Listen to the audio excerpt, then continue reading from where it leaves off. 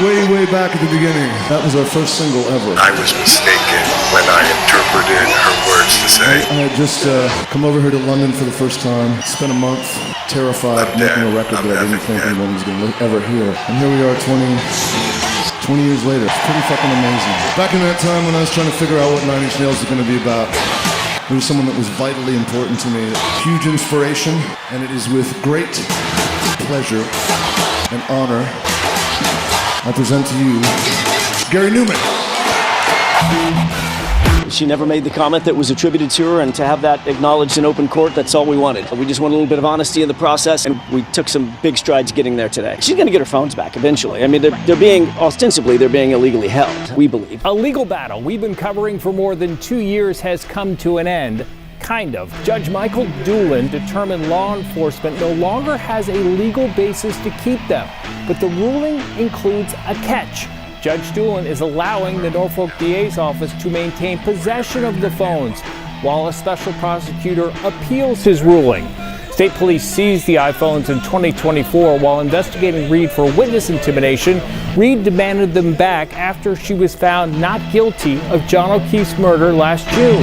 Reed's attorney, Benjamin Herbalist, tells me he's not pleased with this decision. Herbalist says this decision is essentially just a piece of paper saying we're right, but it makes no difference. I also reached out to Special Prosecutor Robert Cosgrove for his take on the ruling. I'll let you know if I hear back. The sound of metal, I want to be you. Oh, I would like to be a man like you.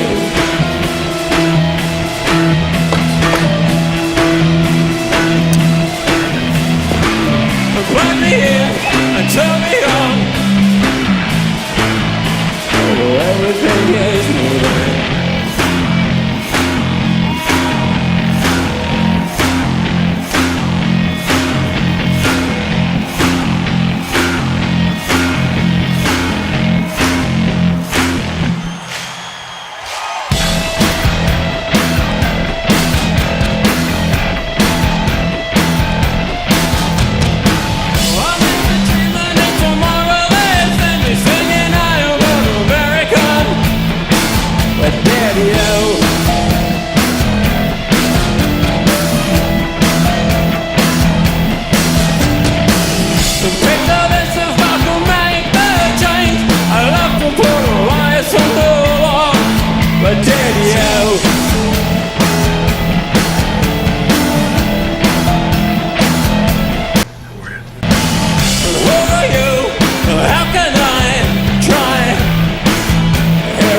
I like metal like you.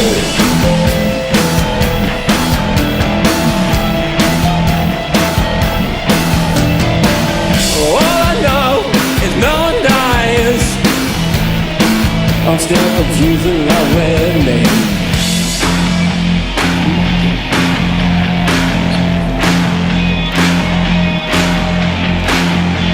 Mr. Jackson. Yes. Please.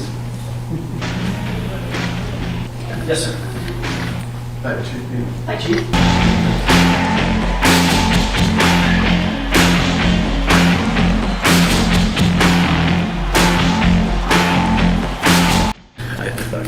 That's a joke.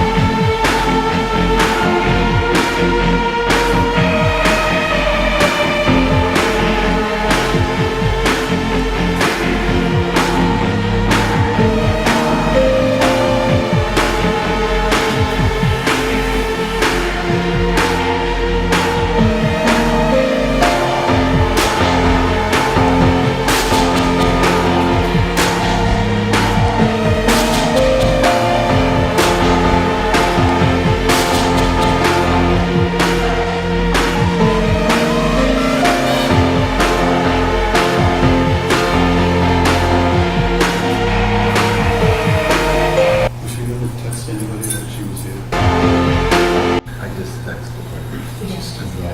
I don't know. She said she was supposed to arrive at 9:09. That's 9:09.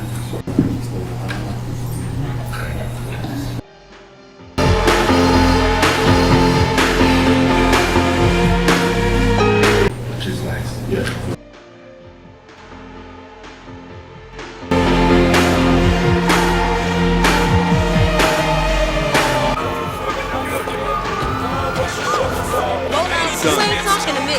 Yeah, I'm out.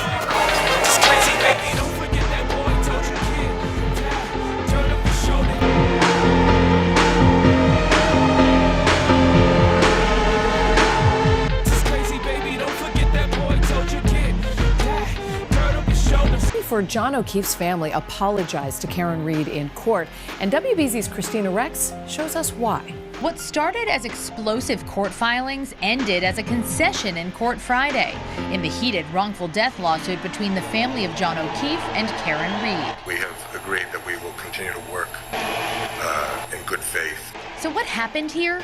In a court filing, attorney Mark Diller quoted a leaked audio recording of a call between Karen Reed and Aidan Carney, the blogger known as Turtle Boy. He claimed Reed said, quote, "I'm dead. I'm expletive dead. Do you have any clue what's on the phone that they took?" But Reed's lawyers say her actual words were not "I'm dead," but "again." Expletive again. Neither side disputes that Reed said, quote, "Do you have any clue what's on the phone that they took?" It seems like everyone wants Karen Reed's phones. A special prosecutor in Norfolk County wants to keep them to investigate her for witness intimidation. The O'Keefes want them for evidence in their civil suit, and Karen Reed wants them back. She's going to get her phones back eventually. I mean, they're being, ostensibly, they're being illegally held, we believe. And when Reed does get those phones back, a judge warned her they could still be evidence and they need to remain untouched. There'll be no deletions or anything made from the phones. So this is just an early hearing in this civil case, which has no set trial date yet. Now remember, in a different lawsuit, Karen Reed is also suing several witnesses, including Michael Proctor and Jen McCabe, in federal court. There will be more news in that lawsuit coming up next week. Christina Rex, WBZ News. Attorney for Boston police officer John O'Keefe's family is withdrawing the motion to stop the return of Reed's cell phones. It's all part of the wrongful death lawsuit his family filed against Reed. The attorney for the O'Keefe family also made an admission to the court. Karen Reed was in court today with her lawyers, including Alan Jackson, in this civil suit that she faces, and it does appear that she scored a victory here in Plymouth today. The 46-year-old, who now is sporting a new hairstyle, sat in the courtroom with her very supportive parents. The O'Keefes say she did, in fact, hit her boyfriend with her SUV during a fight and left him to die.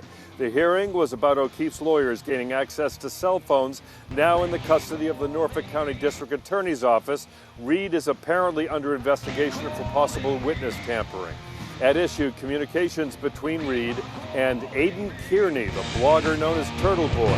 O'Keefe's attorneys have just withdrawn a motion for a restraining order as they sought to gain access to those phones before Reed is able to get her hands on them from the DA's office. They had concerns that she might destroy evidence. In that motion, an attorney for O'Keefe referenced a leaked audio recording which seemed to indicate Reed was worried what would happen if information from those phones became public and went into the civil trial. But Mark Diller now says he made a mistake, and he said so in open court after the two sides conferred privately. I also want to acknowledge to this court and to Miss Reed that I was mistaken when I interpreted her words to say, "I'm dead, I'm effing dead." And the lawyers told the judge here in Plymouth they're going to work on a plan to get cell phone data to the O'Keefe legal team.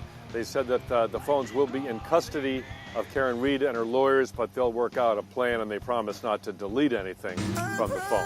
Reed's legal team asked for the hearing to address an emergency request by the O'Keefes for a temporary restraining order to keep Reed from getting her cell phones back. Today, counsel agreed to work in good faith to share the information on the phones, which were taken during a witness intimidation investigation into blogger Aidan Carney, known as Turtle Boy.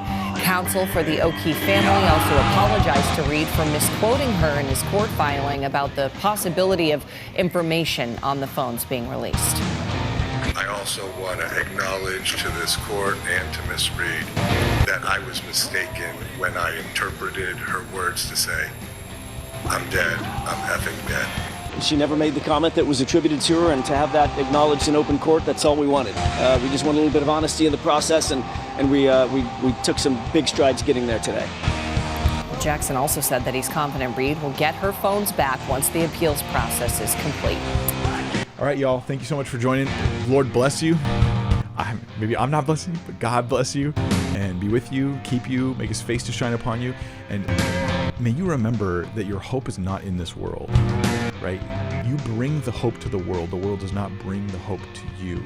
And if you look to the world to bring the hope to you, right now is going to be a bleak time. But if you realize that you're one of those who's bringing hope to the world through Christ, a kingdom that does not perish, that is incorruptible, you're the one that brings the hope to the world.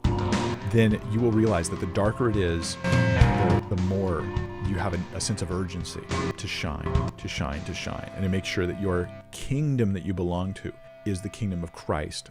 All right, that's all. Thanks. Thank you.